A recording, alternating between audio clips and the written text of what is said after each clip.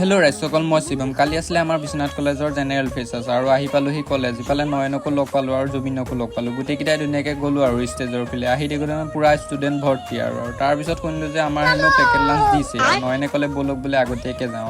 আহি লাইনত ঠেলা হেঁচা খাই মেলি যেনে তেনে খানাটো পালোঁ আৰু তাকে লৈ থাকোঁতে আকৌ ইফালে আকাশতকো দেখিলোঁ, মানে সিহঁতক খানা খাবলৈ আহিছিলে আৰু তাকে লৈ ধুনীয়াকৈ আহিলোঁ গছৰ তলত বহিবলৈ। ই আকৌ মোৰ ছাবস্ক্ৰাইবাৰখিনিক খুৱাই দিছে। তাৰপিছত আৰু গোটেইকেইটাই ধুনীয়াকৈ খাই বৈ আমিও আহিলোঁ ষ্টেজত চাবলৈ। আহি দেখোঁ বিহু ষ্টাৰ্ট হ'লে আৰু তাৰপিছত গানো গালে। গান গোৱা শুনি পেলাই নয়নৰ ডান্স ষ্টাৰ্টে আৰু তাৰপিছত আৰু আমাৰ কলেজৰ আজি মুখ্য অতিথি ৰাজবীৰো আহি উপস্থিত হ'ল আৰু তাৰপিছত আৰু প্ৰিন্সিপাল ছাৰে ৰাজবীৰক ধুনীয়াকৈ সন্মান জ্ঞাপন কৰিলে আৰু তাৰপিছত ৰাজবীৰৰ গান শুনকচোন আপোনালোকে।